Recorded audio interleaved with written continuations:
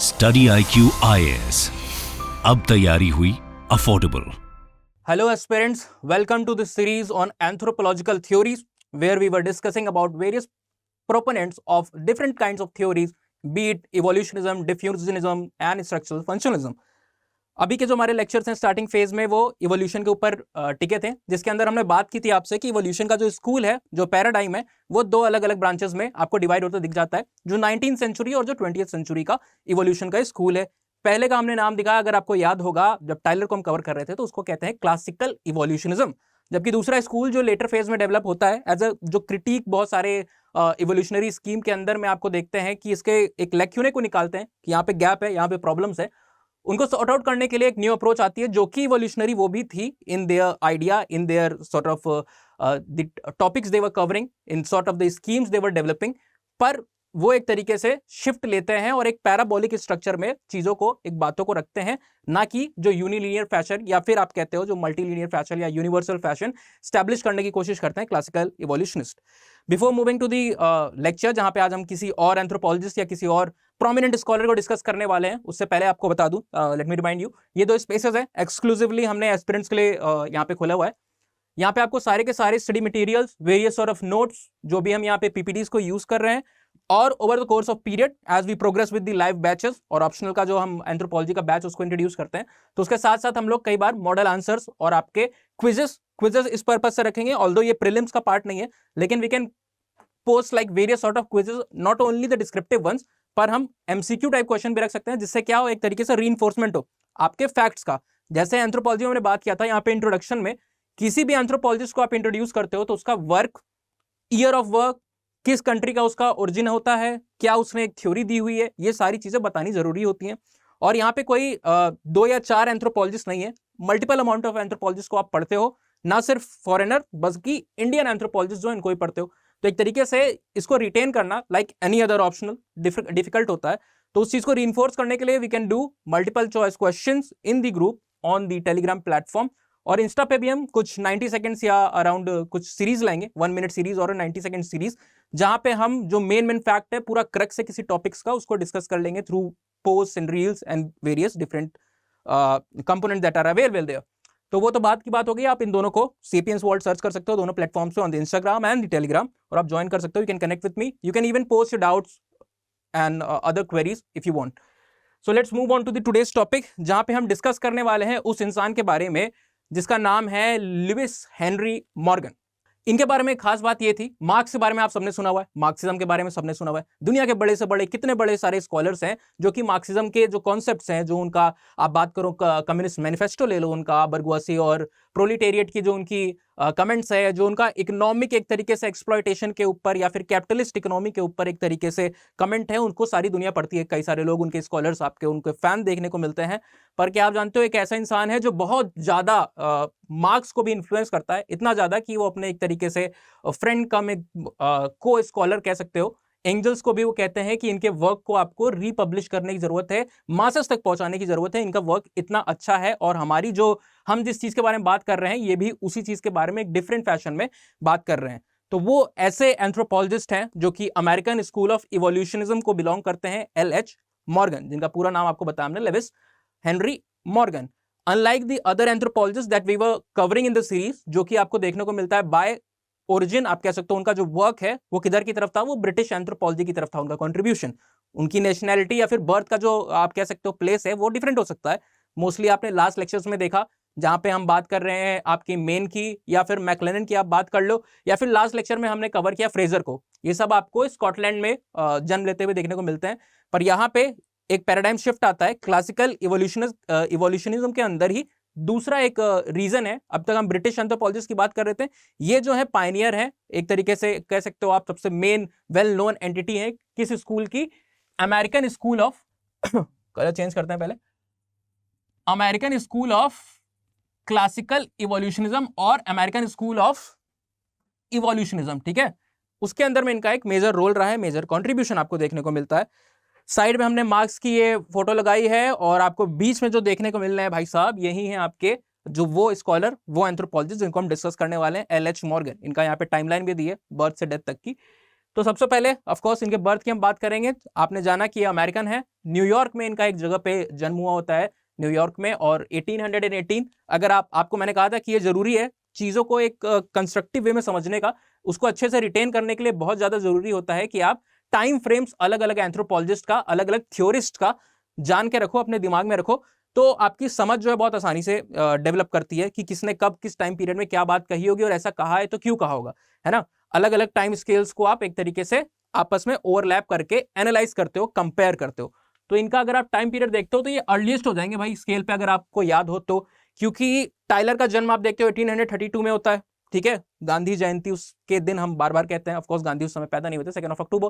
उसके 10 साल पहले किसका जन्म आपको देखने को मिलता है, उन्हीं के एक स्कूल के दूसरे, यानी British anthropological school of evolution में आप देखते हो दूसरे एक स्कॉलर हैं जिसका नाम था Henry main, father of legal anthropology भी उनको कहा जाता है। 1822 में उनका जन्म होता है। 27 या 28 के आसपास मैक्लेनन, दूसरे एंथ्रोपोलॉजिस्ट, वो भी ब्रिटिश, उनका जन्म आपको देखने को मिलता है। ये आपको देखने को मिल रहा है इन सारे लोग से टाइम पीरियड में सबसे पहले आने को दिखते हैं। तो ये अर्लीस्ट आपको देखने को मिलेगा, इनका जो डेट है, डेट ऑफ बर्थ है 1818, ठीक है। तो ये सबसे ओल्ड कह सकते हो। इवोल्यूशन स्कूल के अंदर जितने भी प्रोमिनेंट नाम आपको देखने को मिलते हैं उसमें एज वाइज ये सबसे बड़े थे उस समय पे, 19th सेंचुरी के एंथ्रोपोलॉजिस्ट जो इवोल्यूशन की बात कर रहे थे। एक और चीज कॉमन जो बहुत सारे एंथ्रोपोलॉजिस्ट इनकी होती है, he also studied law by profession, by training. ये एक लॉयर थे। बहुत सारे एंथ्रोपोलॉजिस्ट आपके हैं। इवन आपके इंडियन नेशनलिज्म के मूवमेंट में आप देखते हो उस समय का एक ट्रेंड था, आप कह सकते हो सबके सब वकालत करना चाह रहे थे।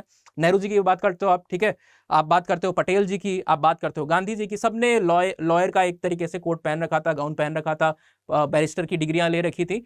और इवन आपके फॉर दैट मैटर अगर आप बात करते हो तो जो मोहम्मद अली जिन्ना थे उनका भी आप एग्जाम्पल ले सकते हो।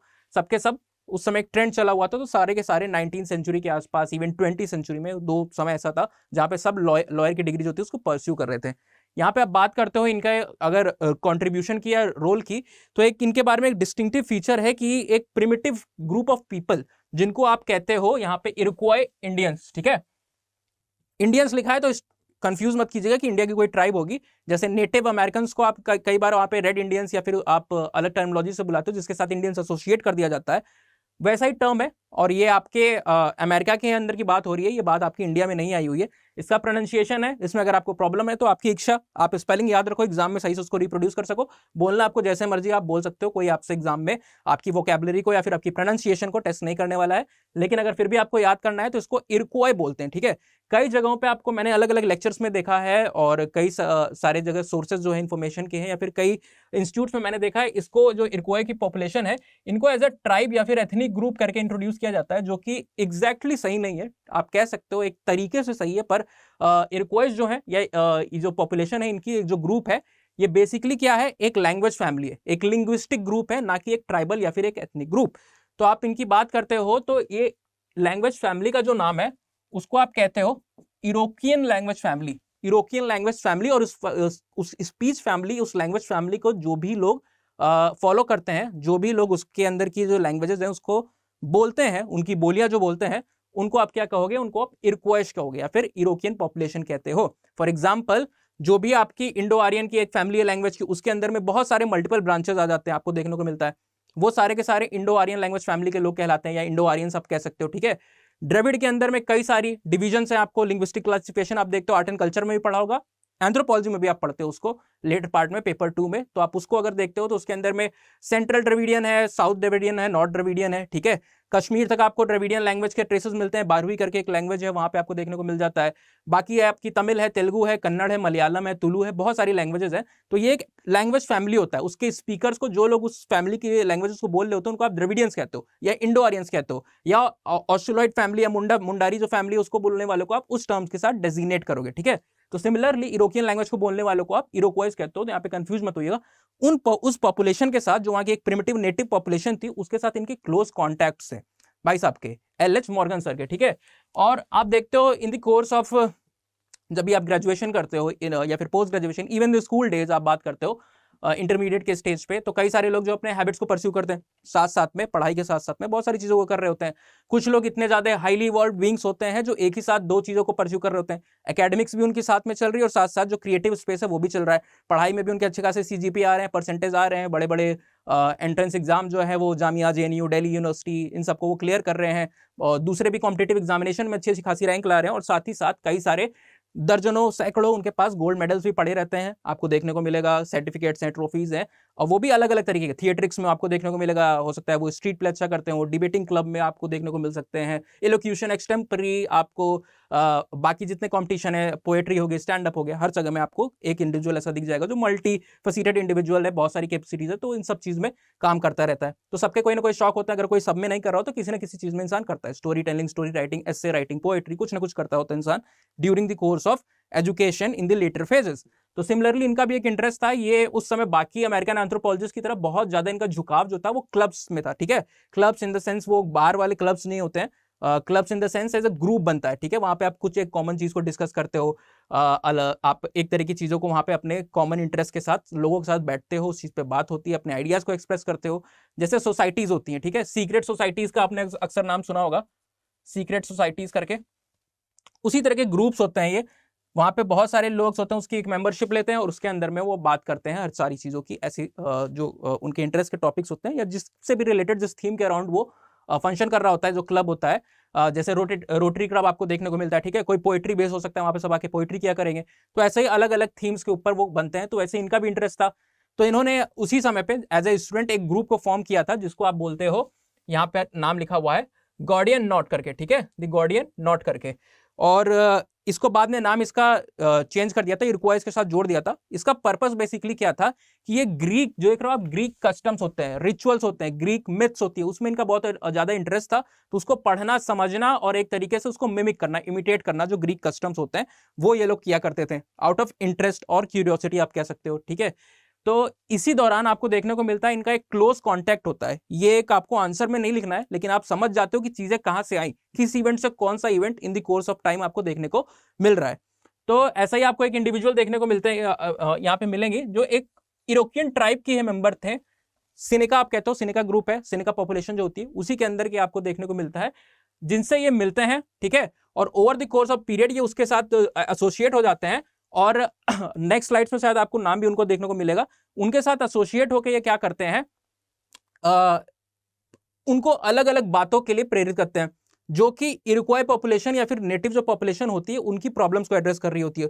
तो बेसिकली जो एड्रेस होना होता है वो होता है कि आप कुछ इंटरेस्टिंग चीजें बताओ, पर जो इनके दोस्त होते हैं फ्रॉम द सिनिका ग्रुप, वो आके जो ट्राइब है, इरोकियन पॉपुलेशन है, उनकी प्रॉब्लम्स, पॉवर्टी, किस तरीके से कैपिटलिस्ट लोग जो है एक तरीके से न्यू मींस ऑफ इकोनॉमी को डेवलप कर रहे हैं, उससे उनके रोजगार पे, उनकी कंडीशंस पे और जो उनका लाइवलीहुड उस पर कितना बुरा असर पड़ रहा है, उनकी पॉपुलेशन किस तरीके से डिप्लीट हो रही है, वो डिपॉपुलेट हो रहे हैं, वो सारी चीजों पर डिस्कस किया। जिससे मॉर्गन जो है एक तरीके से आप कहते हो बहुत ज्यादा टच्ड हुए, सेंसिटिव थे, टच्ड होते हैं, उससे मूव्ड होते हैं और वो सीरियसली उस पर वर्क करने की सोचते हैं। इस चीज से प्रेरित होकर वो जो वहां पे उन्होंने लेक्चर दिया, इनके जो सिनिका ट्राइब के ग्रुप के मेंबर थे, उस चीज से प्रेरित होकर वो क्या करते हैं कि जाके वो इरक्वाई की जो पॉपुलेशन है उसके ऊपर एक एथनोग्राफिक वर्क करने लगते हैं, ठीक है। उसके रिचुअल्स, उसके myths, languages, customs, kinship, marriage, family, सबको वो डिटेल्ड वे में पढ़ने लगते हैं। और जो डाटा कलेक्ट करते हैं बहुत ही सिस्टमैटिक वे में, उसको अपना एक वर्क पब्लिश करते हैं, जिसका नाम था, आपको यहाँ पे देखने को मिल रहा होगा, लीग ऑफ इरक्वाई, ठीक है। लीग ऑफ इरक्वाई होता है, इसके अंदर में उस वर्क को आप देखते हो, ये पब्लिश करते हैं इन द ईयर 1851। ये इंपॉर्टेंट वर्क है, एग्जाम में भी आपको जब मॉर्गन के ऊपर आता है या मॉर्गन की थ्योरी के बारे में आता है तो आपको लिखना होता है कि लीग ऑफ इरक्वाई के ऊपर इरक्वाई इंडियंस के बारे में उन्होंने एक तरीके से एथनोग्राफिक वर्क किया, जिसको पब्लिश करते हैं 1851 में। और इस वर्क को सबसे पहला वर्क कंसीडर किया जाता है किसी भी इंडियन ट्राइब के ऊपर किया हुआ, ठीक है। एक डिटेल्ड अकाउंट किसी भी इंडियन ट्राइब, इंडियन मतलब अगेन हम बता दें आपको, native Indian in relation to the American population की बात हो रही है। इंडिया यहाँ पे भारत वाला, हिंदुस्तान वाला इंडिया की बात नहीं हो रही है। तो first account on an Indian tribe इसको कंसीडर किया जाता है। इसमें इस चीज को करते हुए, इन पे वर्क करते हुए बहुत ही अनोखी चीजें देखते हैं जो यूरोपियन पॉपुलेशन उसके बीच, वो है टर्म्स, जिन टर्म्स से आप अपने किन्स को बुलाते हो, अपने रिश्तेदारों को जिन एक कह सकते हो लफ्जों से आप एड्रेस करते हो, उसमें इनका एक बहुत ज्यादा इंटरेस्ट आता है। ये क्या नोटिस करते हैं कि जो इरक्वायर पॉपुलेशन है ना, वो अपने मदर की जो आप देखने को मिलेगा सिस्टर है, उसको भी वो मदर बोल लें, ठीक है। जबकि आप लोग इंडियन सोसाइटी में या फिर किसी भी ग्लोबल सोसाइटीज में आप जाते हो, इंग्लिश में भी आप देखते हो तो क्या कहते हैं, आंट बोलते हैं। हिंदी में आप बात करो तो मासी या कोई और टर्म हो सकता है, ठीक है। और जो फादर की सिस्टर है, सॉरी जो फादर के ब्रदर है, उसको भी ये फादर कहेंगे, अंकल नहीं कहेंगे, ठीक है, या चाचा नहीं कहेंगे, कोई और टर्म है अगर तो उससे एड्रेस नहीं कर रहे होंगे। तो ये देख रहे होते हैं कि ये सेम पूरा एक ग्रुप ऑफ पीपल को, एक जेंडर के जो है उनको सेम एक क्लास ऑफ टर्म के अंदर में इन्होंने ग्रुप कर दिया हुआ है। इसीलिए इन्होंने इस फिनोमेना को क्या किया, इस तरह के टर्म्स को, इस तरह की टर्मिनोलॉजी को इन्होंने लेबल कर दिया कि ये क्लासिफिकेटरी टर्मिनोलॉजी है, ठीक है। क्योंकि ये क्लास ऑफ टर्म्स है, mother as a class, father as a class, और इसमें कोई एक इंडिविजुअल स्पेसिफिकली नहीं है, इस क्लास में बहुत सारे लोग इंक्लूडेड हैं। फादर के जितने भाई उनको फादर, मदर के जितने वो मदर, ग्रैंड मदर के जो बहनें होंगी उनको भी ग्रैंड मदर आप कह रहे हो। तो इस तरीके से क्लासिफिकेशन किया गया है टर्मिनोलॉजीज का, तो इसको उन्होंने क्लासिफिकेटरी बोला। और इसके शार्प कॉन्ट्रास्ट में आपको देखने को मिलता है जो हमारी पॉपुलेशन में या फिर एक मॉडर्न पॉपुलेशन के बीच में आपको जो टर्मिनोलॉजीज देखने को मिलती है, जिसको इन्होंने टर्म दिया कि वो डिस्क्रिप्टिव टर्मिनोलॉजीज है। डिस्क्रिप्टिव मतलब एक इंसान के लिए स्पेसिफिक है, मासी है, खाला है, जो भी आप बोलते हो, चाचा है, चाची है, आंट है, नीज है, नेफ्यू है, अलग अलग टर्म्स हैं, ठीक है, सबको डेजिग्नेट किया हुआ है। तो इसका आप देखते हो बाद में कई सारे लोग इसके ऊपर कमेंट भी करते हैं कि इसका यूज क्या है। क्लासिफिकेटरी से यह है कि लोगों के बीच में वी फीलिंग, शेयर्डनेस की फीलिंग, कॉमननेस की फीलिंग आती है, ठीक है। मतलब कि आप देखते हो कि अगर आप अपने मदर की सिस्टर को भी मदर बोल रहे हो, फादर के भाई को भी फादर बोल रहे हो, तो एक तरीके से क्लोजनेस जो बॉन्ड है वो और स्ट्रेंथन होता है ना, जाहिर सी बात है।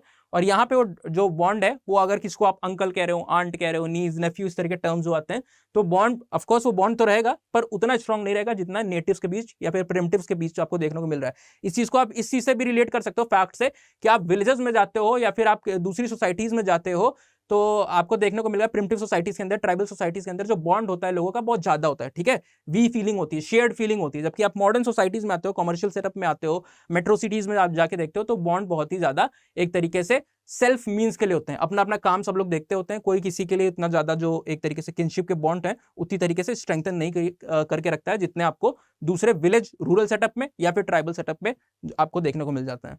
तो इस चीज से इन्होंने दो टर्म्स का क्लासिफिकेशन, एक तरीके से दो टर्म को इंट्रोड्यूस किया एंथ्रोपोलॉजी के एम्बिट में, एक है क्लासिफिकेटरी और एक है डिस्क्रिप्टिव आपका। तो ये चीज एज अ फैक्ट आप याद कर सकते हो कि किसने ये टर्म्स दिए, एल.एच. मॉर्गन ने। एक कंट्रीब्यूशन तो इनका इस फ्रंट पे हो गया। इन्होंने बाद में क्या देखा, पहले तो इन्हें लगा कि ये जो चीज है ये सिर्फ इरक्वाय की जो पॉपुलेशन है उन्हीं के बीच में कॉमन है, ये जो क्लासिफिकेटरी टर्म है सिर्फ वही लोग कर रहे हैं। बाद में इन्होंने ध्यान दिया कि ओजीवा की जो पॉपुलेशन है, ओजीवा एक ग्रुप है, एक और एथनिक ग्रुप है, एक ट्राइबल ग्रुप आप कह सकते हो, उनके बीच भी इस तरीके की आपको सिमिलर टेंडेंसी देखने को मिली जहां पे वो टर्म्स को क्लासिफाई कर रहे हैं, एक क्लास ऑफ टर्म्स को यूज कर रहे हैं। तो इसका इन्होंने सोचा कि भाई जाहिर सी बात है ये जो सोर्स होगा इस क्लासिफिकेटरी सिस्टम का, कि ये दोनों लोग इस फैशन में बात कर रहे हैं, एक ही टर्म्स में बात कर रहे हैं, तो इसका सोर्स एक ही होगा। क्योंकि इनका मानना था कि इंसान दो बार एक ही चीज को इन्वेंट नहीं कर सकता, एक जगह पे बना और एक सोर्स से बना, ठीक है।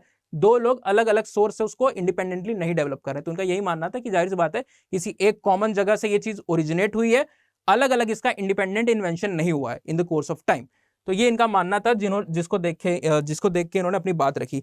एक और चीज लेटर फेज में ये जो डेवलप करते हैं, जिसके ऊपर इनका एक आइडिया जाता है, एक हाइपोथेसिस कंस्ट्रक्ट करते हैं जिसके अराउंड ये सोचते हैं कि अगर मैं ऐसा प्रूव कर दूं कि उसी थॉट को आप देखते हो इस सिस्टम को, अगर ये देखते हैं कि ये सेम थॉट सिस्टम जो क्लासिफिकेटरी सिस्टम है ये अगर एशिया में भी एग्जिस्ट करता हो, है ना सॉरी, तो ये आपको अगर देखने को मिलता है कि उनके कंट्री में तो है, उनके प्लेस पे तो है, ये सोचते हैं अगर एशिया में भी सेम सिस्टम देखने को मिल रहा है तो मैं इस बात से ये प्रूव कर सकता हूं कि जितने भी अमेरिकन इंडियंस हैं they are actually Asiatic in origin, उनका एशियाटिक ओरिजिन है, बाय ओरिजिन वो लोग एशियाटिक है, ठीक है।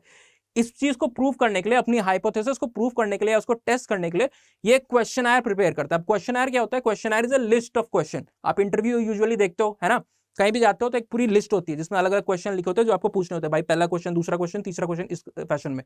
तो सेम चीज ये क्वेश्चनर को प्रिपेयर करते हैं जो कि 7 पन्नों का ऑलमोस्ट होता है, 7 या 9, 7 पन्नों का है, जिसमें 200 क्वेश्चन होते हैं और इसको भेज देते हैं दुनिया भर के हर कोने में, अलग अलग जगहों पे। मिशनरीज को भेज देते हैं, अपने दोस्तों को भेज देते हैं, और भी जो इंस्टीट्यूट्स हैं, ग्रुप्स हैं, एजुकेशनल हैं या फिर ट्रस्ट हैं, एनजीओज या जो भी वहाँ पे फंक्शन कर रहे होंगे अलग अलग नेशंस में, मल्टी रीजनल जगहों पे, वहां पे ये उन सबको भेज देते हैं थ्रू मेल, ठीक है, वहां पे मेल कर देते हैं उसको, ईमेल नहीं हम बात करें, उसको मेल कर देते हैं, उसको भेज देते हैं। और उसके बाद जो रिस्पॉन्स होता है उसका, एक्चुअली इसकी जो फंडिंग होती है वो स्मिथसोनियन इंस्टीट्यूट, आप जानते हो म्यूजियम, दुनिया का इतने बड़े म्यूजियम में से एक है जो इसमें स्मिथसोनियन म्यूजियम है, तो वहीं उसका जो पेरेंट बॉडी है, पेरेंट ऑर्गेनाइजेशन है स्मिथसोनियन इंस्टीट्यूट, वो इस चीज को फंड कर रहा होता है, क्योंकि जाहिर सी बात है इतने बड़े लेवल पे आपको इसको करना है, अलग अलग देशों में भेजना है, तो कनेक्शन चाहिए, फंड चाहिए, रिसोर्सेज चाहिए, तो वो लोग इसको फंड कर रहे होते हैं। बहुत सारे लोग एक्चुअली उस जो एक तरीके से फॉर्म है या फिर क्वेश्चन है उसको ड्यूली फिल नहीं करते हैं, टाइम कंज्यूमिंग है, किसके पास इतना टाइम है आज के मॉडर्न समाज में कि भाई वो किसी और के क्वेश्चन को, वो भी यहाँ पे 200 क्वेश्चन है 7 पन्ने का, उसको बैठ के भरे, 5-10 में तो इंसान वैसे भी थक जाता है, 200 क्वेश्चन का कोई क्यों भरेगा बिना मतलब के, आप उनको रिवॉर्ड तो कर नहीं रहे हो। तो सेम वही चीज होती है, कई सारे तो उनको लोग भर के देते हैं, जो लोग कोऑपरेटिव होते हैं थोड़ा, या हो सकता है थोड़ा इंटेलेक्चुअल साउंड के वो भी एकेडमिक डोमेन में जुड़े हुए हो, बाकी लोग कई सारे लोग उसको या तो खाली भेज देते हैं, या तो अधूरा भेज देते हैं, या तो किसी तरह जल्दी जल्दी में भर के दे देते हैं, ठीक है। लेकिन उसका कंक्लूजन क्या होता है, जो भी उनके पास आता है, मान लीजिए उन्होंने 500 लोगों को भेजा है, 500 लोग में अगर 50 लोग ने भी भर दिया उसको, 100 लोग ने भी भर दिया, तो उससे वो कंक्लूड क्या करते हैं, उससे कि इस कंक्लूजन पे आते हैं, उनको देखने को मिलता है कि दूसरी जो अमेरिकन इंडियन ट्राइब्स हैं उनके यहाँ भी क्लासिफिकेटरी सिस्टम है, और इंडिया में भी उन्होंने भेजा होता है तमिल्स के बीच में और भी कई सारी पॉपुलेशन के बीच में, तो देखते हैं कि तमिल्स के बीच में भी यही सेम सिस्टम आपको देखने को मिल रहा है, जो कुछ तमिल पॉपुलेशन के बीच वहां पे, तो इससे ये इस कंक्लूजन पे आते हैं कि हाँ, ये जो मैं मेरी हाइपोथेसिस थी कि जो अमेरिकन इंडियंस हैं वो बेसिकली उनकी ओरिजिन क्या है, एशियाटिक है। इस चीज को डिटेल्ड क्वेश्चंस के साथ और एनालिसिस के साथ वो पब्लिश करते हैं। एक और दूसरी उनकी इंपॉर्टेंट बुक है जिसको आप कहते हो system of consanguinity and affinity of human family, और ये पब्लिश होती है कब, 1870 में। पहली बुक के ऑलमोस्ट 19 या 19 ईयर्स बाद ये बुक आपकी पब्लिश होती है। दूसरी इंपॉर्टेंट बुक है, कभी भी आप मेंशन करोगे तो पहली वो जो लास्ट हमने इरक्वाई वाली है, लीग ऑफ इरक्वाई 1850 वाली, 51 वाली, और दूसरी ये 1870 की, इन दोनों बुक को आपको मेंशन करके चलना है, लेके चलना है।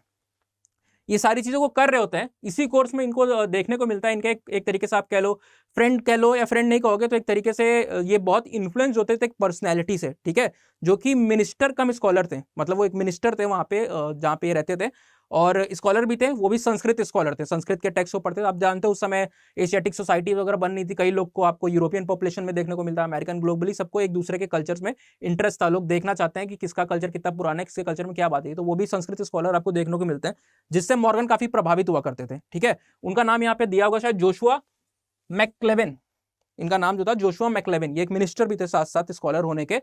तो इन्होंने पॉइंट किया, मॉर्गन को बोला कि यार देखो, तुम इस कंक्लूजन पे तो आ गए कि ये एशियाटिक ओरिजिन के हैं, अमेरिकन इंडियन पॉपुलेशन, लेकिन आपकी जो वर्क है इससे आप और भी चीजें डिराइव कर सकते हो, सिर्फ इतने पे इसको मत तो वो समेट कर रखो, आप इससे ये भी पता कर सकते हो कि हो सकता है ये जो रिसर्च हमारी इस चीज को पॉइंट आउट कर रही है कि दुनिया का जो सबसे पुराना क्लासिफिकेटरी सिस्टम है किनशिप का, जो लोग अलग अलग अपने रिश्तेदारों को बुलाते हैं, वो हो सकता है सबसे पुराना क्लासिफिकेटरी हो, जो डिस्क्रिप्टिव है, और बाकी सिस्टम जो आपको देखने को मिलते हैं वो हो सकता है बाद में आए हो। तो इन्होंने इस तरीके से इनको हिंट किया, पॉइंट किया, और इससे इनके दिमाग की बत्ती जल गई मॉर्गन की, ठीक है। तो मॉर्गन एक तरीके से इसी चीज से वो क्या बताते हैं, सजेस्ट कर रहे हैं जोशुआ उनको कि क्लासिफिकेटरी हो सकता है सबसे पुराना हो, इसीलिए आपको पुरानी सोसाइटीज या फिर प्रिमिटिव सोसाइटीज की तरफ आपको ज्यादा देखने को मिल रहा है, और न्यू वर्ल्ड की जो पॉपुलेशन है उनके बीच में आपको डिस्क्रिप्टिव देखने को मिल रहा है। तो इन्होंने एक तरीके से इनको इवोल्यूशनरी सीक्वेंस सजेस्ट किया मैक्लेवेन ने, ठीक है। इसी से उनके दिमाग में एक तरीके से आप कहते हो एक आइडिया आता है, और वो इवोल्यूशनरी स्कूल की तरफ हम उनकी बात कर रहे हैं कि वो इवोल्यूशनरी स्कूल के एक मेंबर हैं, स्कॉलर हैं, लेकिन वो शुरुआत से इस चीज पे काम नहीं कर रहे थे, ठीक है। उनका ओरिएंटेशन कभी शिफ्ट हुआ, और ये वही पॉइंट है जब उनका ओरिएंटेशन शिफ्ट होता है और वो इवोल्यूशनरी कॉन्सेप्ट्स के ऊपर काम करने लगते हैं। और इस पे शुरू करने से पहले, इस काम को शुरू करने से पहले, सबसे पहले वो क्या करते हैं, डार्विन की क्लासिक्स ओरिजिन ऑफ स्पीशीज को उठा लेते हैं और उसकी फर्स्ट कॉपी लेके उसको पढ़ते हैं, ठीक है। उससे पहले नहीं पढ़े होते हैं, और उसको पढ़ने से पहले इनका आइडिया जो होता है ओरिजिन ऑफ लाइफ का, या ओरिजिन ऑफ आप कह सकते हो किसी भी चीज को आप अगर देते हो, मैन का ओरिजिन कैसे हुआ, तो डिवाइन ओरिजिन समझते थे कि भगवान ने बस बना के भेज दिया। लेकिन ओरिजिन ऑफ स्पीशीज को पढ़ते हैं तो उनका पूरा आइडिया चेंज हो जाता है, साइंटिफिक अप्रोच उनके दिमाग में डेवलप होती है, इनका इंक्लिनेशन है वो मोर रेशनल ग्राउंड पे, मोर लॉजिकल ग्राउंड्स पे शिफ्ट होते हुए आपको देखने को मिलता है। यहाँ पे हमने वही सेम चीज लिखी है, ठीक है। और इससे प्रेरित होकर फिर वो अलग अलग इवोल्यूशनरी सीक्वेंस बनाने लगते हैं। यहाँ पे आपने देखा क्लासिफिकेटरी का डिस्क्रिप्टिव, लेकिन जब उन्होंने इसको पढ़ा डार्विन की इवोल्यूशन थ्योरी को, जो कि बायोलॉजिकल इवोल्यूशन की बात कर रहा है, उससे इन्होंने सोचा कि यार मैं भी इस तरीके के सोशल इवोल्यूशन के कॉन्सेप्ट्स को कंस्ट्रक्ट कर सकता हूं, जो कि टाइलर भी कर रहे हैं और बाकी लोग भी कर रहे हैं। इसको ये कैसे करते हैं आप यहाँ पे देख सकते हो, ये फैशन है, इन्होंने अलग अलग चीजों को किया। सबसे पहले उन्होंने क्या किया, ओरिजिन ऑफ स्पीशीज पढ़ने के बाद यहाँ पे आपको देखने को मिल रहा है इन्होंने ये एक्सप्लेन किया सबसे पहले कि एक्सोगेमी जो है, लास्ट लेक्चर में हमने डिस्कस किया था एंडोगेमी और एक्सोगेमी। एक्सोगेमी मतलब अपने ग्रुप से बाहर शादी करना। वो ग्रुप हो सकता है गोत्र हो, वो जो आपका ग्रुप है वो हो सकता है आपकी कास्ट हो, क्लास हो, कोई भी ग्रुप हो सकता है। Exogamy is a phenomena of marrying outside your group, ठीक है। गोत्र की बात है तो आउटसाइड गोत्र, विलेज की बात है तो आउटसाइड विलेज, अलग अलग जो आप ग्रुप्स लेते हो उसके बाहर शादी करना। तो उन्होंने इसका रेशनल बताया कि इसके पीछे हो सकता है प्रिमिटिव मैन ने ये रेशनल सोचा होगा ताकि इस चीज के थ्रू इनब्रीडिंग की जो चीज है ना, इनब्रीडिंग की जो आपका कॉन्सेप्ट होता है उसको प्रिवेंट किया जा सके थ्रू एक्सोगेमी। तो वो इस तरीके से एक्सोगेमी को समझाते हैं। नेक्स्ट वो पहुंच जाते हैं अलग अलग इवोल्यूशनरी स्टेज को फिर से ड्रॉ करने में, जैसे टाइलर ने किया हुआ है रिलीजन का, एनिमिज्म, पॉलिथिज्म, मोनोइज्म। सिमिलरली उन्होंने भी किया हुआ है आपके आप बात करते हो उनके स्टूडेंट जो है आर मैरेट ने, उन्होंने एनिमेटिज्म को पहले लेते आया, उसके बाद पॉलिथिज्म और आपका देखने को मिलता है, ठीक है। और आप बात करते हो लास्ट लेक्चर में हमने फ्रेजर के बारे में पढ़ा, तो फ्रेजर ने मैजिक को पहले लाया, रिलीजन को लाया, फिर साइंस को लाया, ठीक है। सब अपना अपना स्कीम दे रहे हैं। तो इन्होंने भी क्या किया, सबसे पहले तो मैरिज का इवोल्यूशन बताया, वो भी कितने में, 15 लॉन्ग स्टेजेस में, 2 3 4 में नहीं भैया, ये 15 स्टेजों में डिवाइड करते हैं कि मैरिज उस तरीके से इवॉल्व हुई है अलग अलग टाइम में, जिसमें से 5 से 7 कुछ आप कह लो या फिर 6 मेजर स्टेजेस हैं, बाकी सब जो है वो आपस में एक दूसरे से रिलेटेड है, उतना लोग उसके ऊपर बात नहीं करते हैं। तो आप अगर 5 भी लिख दो या 6 भी लिख दो एट मैक्स तो आपके लिए काफी है। एग्जाम में अगर आप मॉर्गन का पूछता है कॉन्ट्रीब्यूशन, इवोल्यूशनरी स्टेज आप बता देते हो। दूसरी इन्होंने एक चीज की जो कि टाइलर से काफी ज्यादा रिलेटेड है। टाइलर ने कल्चर या सोसाइटीज का आपको पता है इवोल्यूशन दिया था, ठीक है, किस तरीके से, सेवेजरी, बार्बरिज्म, फाइनली सिविलाइजेशन। इन्होंने भी सेम स्कीम पे इन्होंने क्या किया, अपने मॉन्यूमेंटल एक क्लासिक जिसको आप वर्क कहते हो 1877 में पब्लिश होता है, एंशिएंट सोसाइटी, तीसरा और लास्ट इंपॉर्टेंट वर्क है इनका। यही तीनों आपको लिखना है एग्जाम में, ठीक है। इसके सिवा भी कई सारे वर्क हैं लेकिन उसकी जरूरत नहीं, अगर ये 3 आप मेंशन करते हो और इसके अंदर क्या क्या बात है। लीग ऑफ इक्वाई के अंदर आपको हमने बताया कि वो क्लासिफिकेटरी और डिस्क्रिप्टिव वाला टर्म दिया है।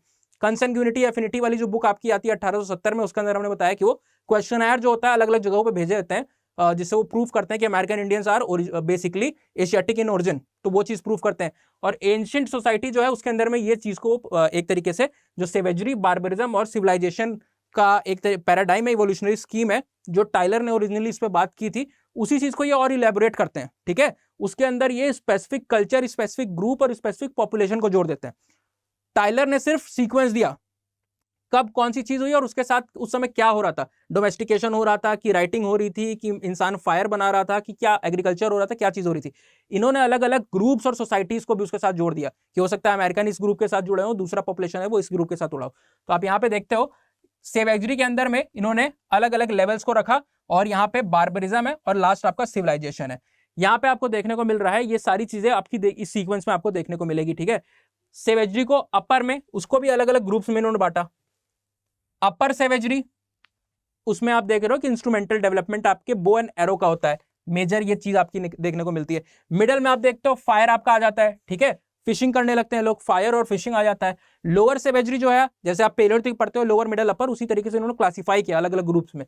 तो लोअर सेवेजरी के अंदर क्या हो रहा है, लोग यहाँ पे सबसिस्टेंस पे आ जाते हैं, ठीक है, सब्सटेंस ऑन प्रिंट आपको देखने को यहाँ पे मिलने लगता है। नेक्स्ट आप बार्बरिज्म की बात करते हो, अपर में आयरन आ गया, आयरन की डिस्कवरी हो गई। मिडल की बात करते हो आप, मिडल में क्या है, डोमेस्टिकेशन आ गया, जंतु पालन जिसको आप कहते हो, वो सारी चीज आ गई। एग्रीकल्चर आ गया, और भी काफी चीजें आई जो हम शायद नेक्स्ट स्लाइड में आपको डिटेल में दिया होगा, लेकिन वो उतना बड़े में शायद दिख ना रहा आपको। लोअर की बात करते हैं तो यहाँ पे पॉटरी आ गई, ठीक है, लोग पॉट्स बनाने लगे, मट जो आप कह सकते हो, वो सारी चीज आपको देखने को मिलती है, उसकी डिस्कवरी होगी। सिविलाइजेशन जो सबसे डेवलप्ड स्टेज है, उस स्टेज पे इन्होंने कहा कि इस समय फोनेटिक्स और लैंग्वेज का और स्क्रिप्ट का एक तरीके से आपको देखते हैं डेवलपमेंट देखने को मिलता है, राइटिंग स्टार्ट हो जाती है, ठीक है। तो इन स्टेजेस पे उन्होंने कल्चर को बांट दिया अलग अलग ग्रुप्स में। आप देखते हो ये एक टेबल है, आई डोंट थिंक आपको शायद दिख रही होगी उतने क्लियर तरीके से दिख रही है या नहीं दिख रही है। यहाँ पे अगर हम जूम करें इसको, ये आपको शायद यहाँ पे देख रहे हो स्टेजेस है, लोअर मिडल अपर, फिर उसके बाद लोअर बार्बरिज्म, मिडल बार्बरिज्म, अपर बार्बरिज्म। सिविलाइजेशन का इन्होंने कोई भी अलग से ब्रेकडाउन नहीं किया, सिविलाइजेशन को सिर्फ सिविलाइजेशन के अंदर में ही रखा इन्होंने। तो आप इसके अंदर इन्होंने क्या क्या हुआ, मटेरियल कल्चर यहाँ पे दिया हुआ है कि फ्रूट नट्स आ गए, ठीक है, लेकिन फायर नहीं आई। सेकंड स्टेज पे जो हमने बात की कि फिशिंग और फायर आ गया। थर्ड पे आप देख रहे हो कि बो एंड एरो आपको देखने को मिल रहा है, पॉटरी आ रही है, लोअर बार्बरिज्म में अलग अलग चीजें आपको देखने को यहाँ पे मिल रही है इन सीक्वेंस में। फैमिली का भी वो इसी के साथ साथ इवोल्यूशन बता रहे होते हैं। तो ये सारा था इनका एक तरीके से evolutionary scheme of various societies और कल्चर किस तरीके से डेवलप कर रहे हैं। टाइलर ने एक तरीके से उसका सिर्फ वो बताया था कि कौन कौन सी चीज कब कब हुई, इन्होंने अलग अलग सोसाइटीज को भी रख दिया उसके अंदर में, ठीक है।